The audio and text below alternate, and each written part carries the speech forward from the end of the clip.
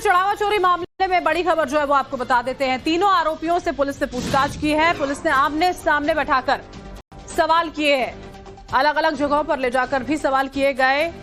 आरोपियों ने पुलिस के सामने कई राज खोले। आरोपियों ने बताया कि चढ़ावे का बंटवारा कैसे होता था। तीनों आरोपी फिर से जेल पहुंच गए। पुलिस इन तीनों के बयानों को मास्टरमाइंड अविनाश शुक्ला के बयान से मिलान करेगी।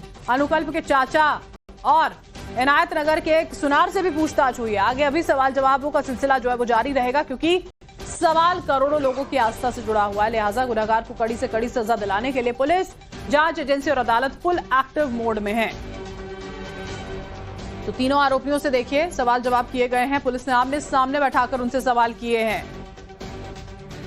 और जब अभी सवाल जवाब किए गए हैं तो आरोपियों से पूछताछ में क्या कुछ कहा गया, क्या कुछ पूछा गया है, वो भी जरा आपको समझा देते हैं कि कौन से सवाल जो हैं वो किए गए।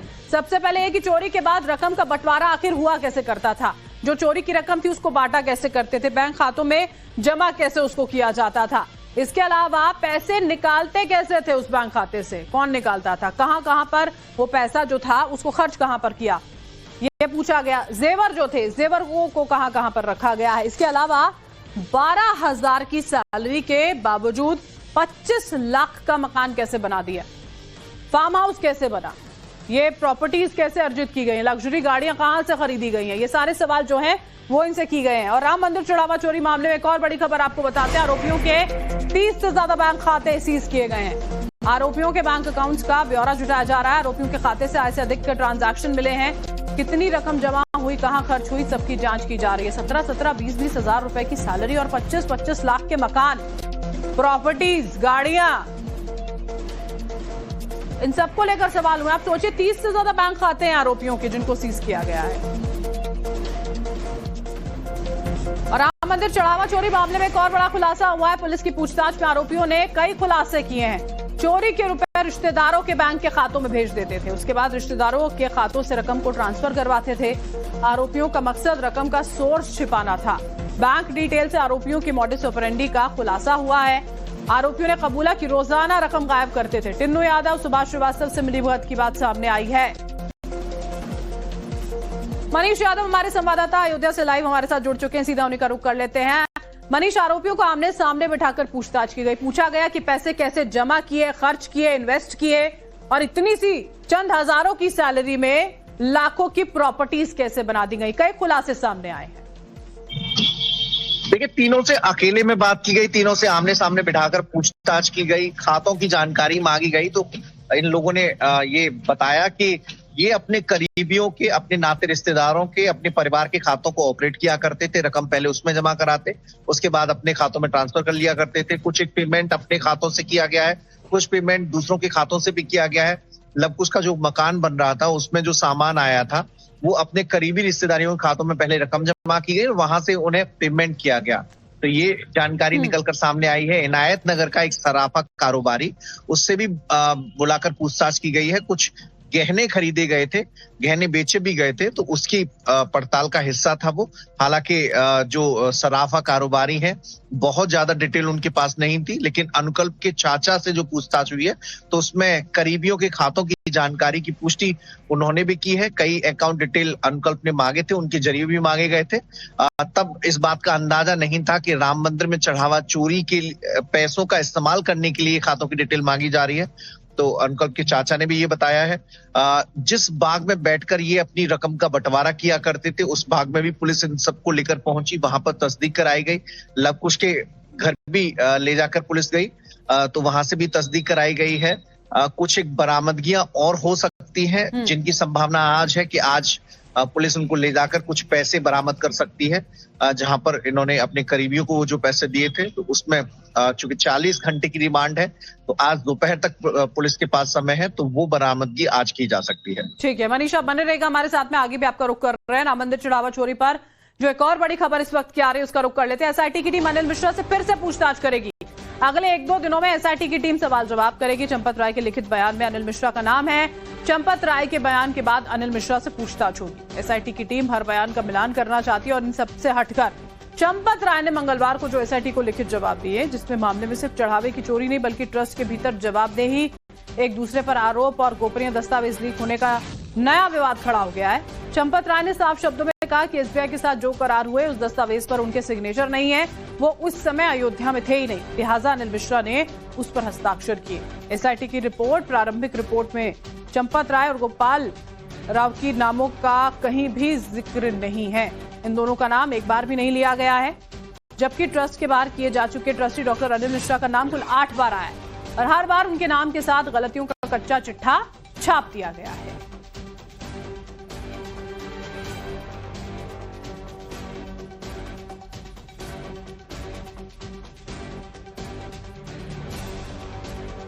तो अनिल मिश्रा, उन पर क्या कुछ आरोप लगाए गए हैं, पहले आप वो समझ लीजिए। पहला आरोप क्या लगाया है?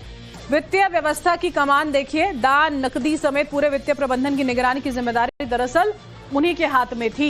आरोप नंबर 2, दान की गिनती की जिम्मेदारी, दान की गिनती का जो नियमों की प्रक्रिया थी उसकी जिम्मेदारी भी उन्हीं की थी। नियमों को बनाया और तोड़ा। चढ़ावा काउंटिंग के जो प्रोटोकॉल्स बनाए गए थे वो बनाए तो गए थे लेकिन पालन नहीं हुआ, उनको तोड़ दिया गया साफ तौर पर।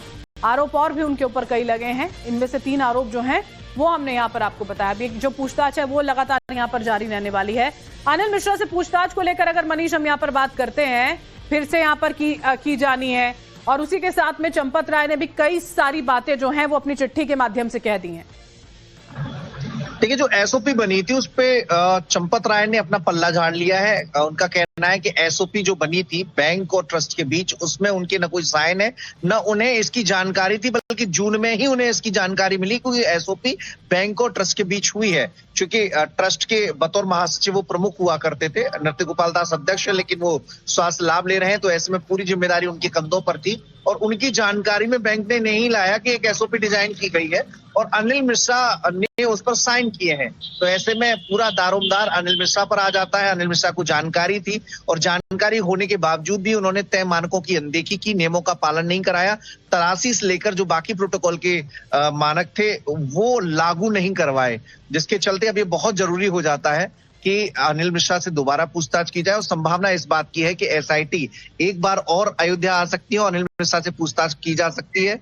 चंपत राय ने जो नया फैक्ट सामने रखा है उसको लेकर अनिल मिश्रा से कई सवाल किए जा सकते हैं और उसके बाद एसआईटी अपनी फाइनल रिपोर्ट सबमिट करेगी। एक तरीके से एसआईटी की अंतरिम जो रिपोर्ट आई है उसमें चंपत राय और गोपाल राव का जिक्र न होना ये बताता है कि इस पूरे मामले में उनकी भूमिका न के बराबर है। हालांकि बतौर महासचिव, ट्रस्ट के बतौर महासचिव उनकी जिम्मेदारी जरूर है, जवाबदेही जरूर है, लेकिन चूंकि अनिल मिश्रा चढ़ावा कार्यक्रम के प्रभारी थे, ये कह देना, ये कहा जा रहा है ना कि उन्होंने कुछ किया नहीं है, उन्होंने तो भरोसा किया था, उनका भरोसा तोड़ दिया गया। इस बात को लेकर लोग बहुत सवाल उठा रहे हैं कि ऐसा हो कैसे सकता है? क्या आपने एकदम ऐसे आंखें बंद ही करके रख ली थी कि इतना सब कुछ हो रहा था और आपको कोई जानकारी नहीं थी? बहुत शुक्रिया मनीष हमारे साथ जुड़ने के लिए, इस तमाम जानकारी के लिए। चंपत राय ट्रस्ट से बाहर, लेकिन उनका दबदबा कायम है, सूत्र बता रहे हैं। ट्रस्ट के बैंक खातों की कमान 2 करीबियों को सौंपी गई है, सीए चंदन राय और इंजीनियर जगदीश के पास खातों का संचालन। चंपत के करीबियों की प्रबंधन में महत्वपूर्ण भूमिका। ट्रस्ट के अलग अलग बैंकों में कई खाते हैं, खाते की देखभाल की जिम्मेदारी दोनों के पास है। नवभारत रिपोर्टर को राम मंदिर सूत्रों से जो जानकारी मिली है उसके मुताबिक भले ही चंपत राय ट्रस्ट से इस वक्त उनका नाता टूट गया हो, लेकिन दबदबा बरकरार है। उसकी वजह है कि कहीं ना कहीं ट्रस्ट से लेकर मंदिर प्रबंधन में उनके करीबी लोग हैं। बैंक खातों के संचालन में कृष्ण मोहन के साथ जिन लोगों की जिम्मेदारी दी गई वो चंपत राय के बेहद करीबी हैं। कृष्ण मोहन को ट्रस्ट के बैंक खातों के संचालन की भी जिम्मेदारी दी गई है। उन्हीं के साथ सीए चंदन राय, इंजीनियर जगदीश आफले को भी लगाया गया है। ये दोनों ही चंपत राय के करीबी बताए जा रहे हैं। अनीतिकारियों को अलग किया जाए और नीतिकारियों को की समीक्षा करके उनको रखा जाए। बस चंपत जी चंपत हो गए भाई,